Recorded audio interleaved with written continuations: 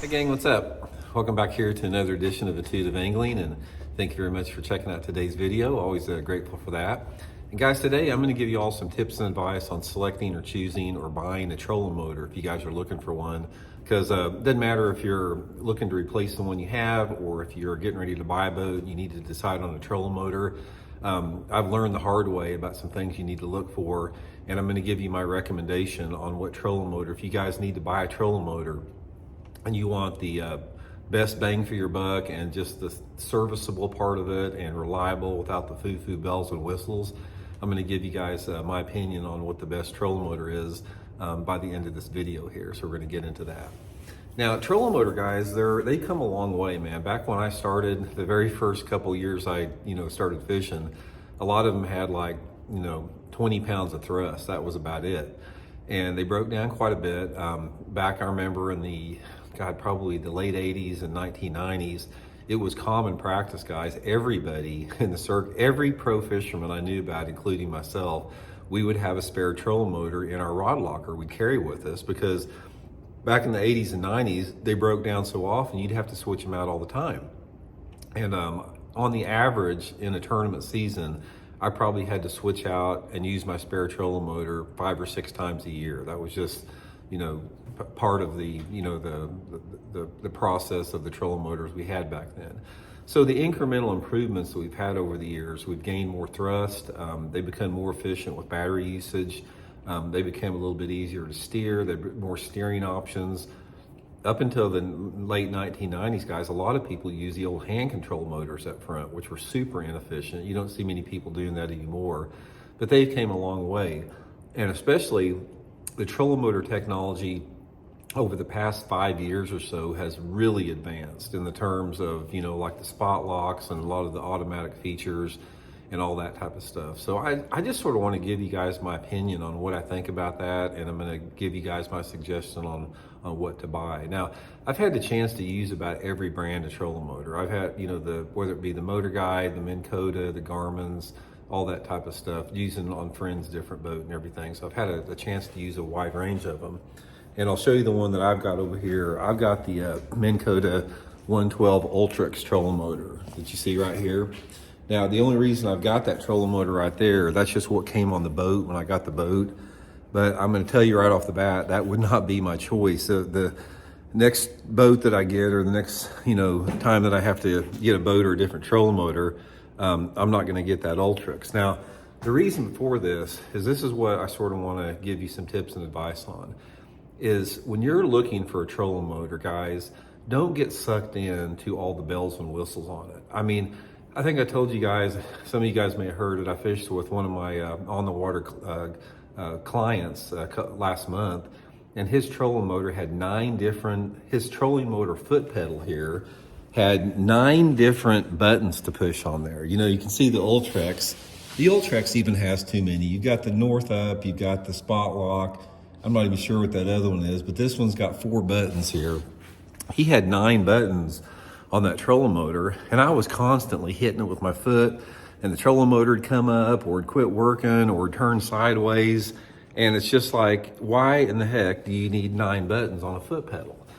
And also with the Ultrix that I have here, you have the spot lock and all that type of stuff. And the problem that you have when you go to these high-tech trolling motors, I don't care if it's the Minn Kota or the Garmin or the Motor Guide or whatever, the more high-tech they are, the more apt they are to break down. Because, say for example, on that one there, I've had some circuit boards or whatever go out and the thing just quit working. It wouldn't, since it's an automatic steering unit, the steering just couldn't work, and I was dead in the water once it happened. And I've had people tell me about all the other models do the same thing. So the more fancy and the more expensive of a unit that you get, in my opinion, not only is it can be a little bit more of a pain in the butt to operate, but more things can go wrong with it. That's the main thing with it. So the point is what do you need with that? Now, plus another thing is these trolling motors, like the ones I'm talking about, those high-end trolling motors, whether it be the Minn Kota or the Garmin or the Motor Guide, you're looking at spending $3,000 to $4,000, maybe more, on a trolling motor out there. So another thing is they're super, super expensive. Now, my recommendation, guys, and also, if you guys are looking for a trolling motor, Tackle Warehouse has full line of trolling motors. I'll put my Tackle Warehouse link in the description of this video where you guys can check them out there. And if you guys are needing to buy a trolling motor, using that link is a great way to help the channel here. But anyway, here's my recommendation. Before I got this boat here and got the Minn Kota Ultrix on it, I had the Minn Kota Fortrex, which did not have the spot lock. It did not have the assisted, power lifts and the assisted steering on it like that. But it was built for stout. I never had any problems with it.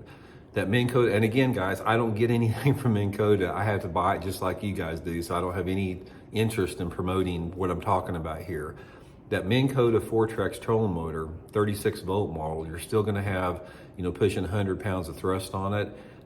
You don't have spot lock, but you don't have things that'll go wrong with it. It's like you don't have things that are going to lock up the head. Like if you've got a problem with that Ultrix and some other trolling motors, if you have a chipboard or whatever go bad in it, you can't turn you can't turn the head on it. It locks up on there.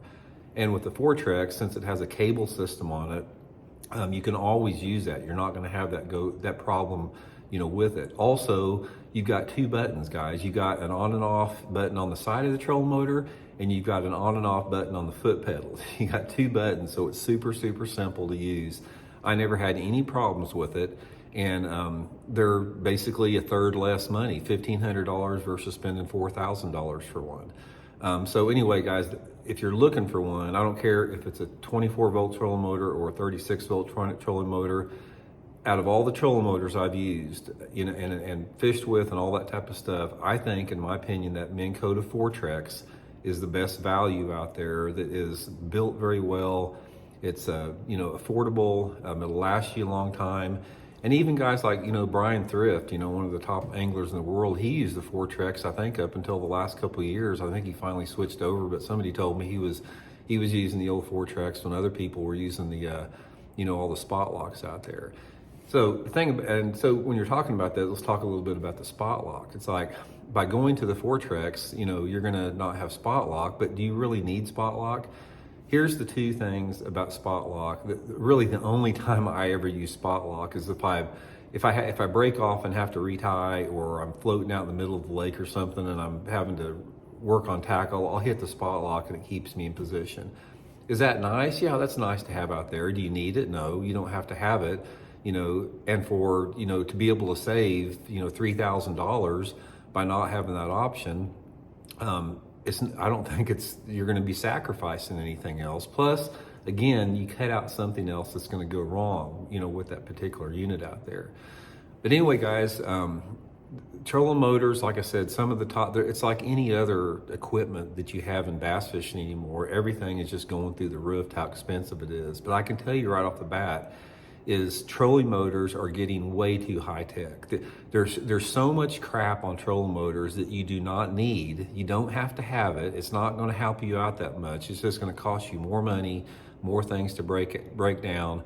So anyway, guys, if you're interested in getting one, you can't decide, if you've got a boat, if you've got an aluminum boat, or if you've got a boat, say less than 20 foot in length, I would recommend that 80 pound Fortrex trolling motor, which is a 24 volt model.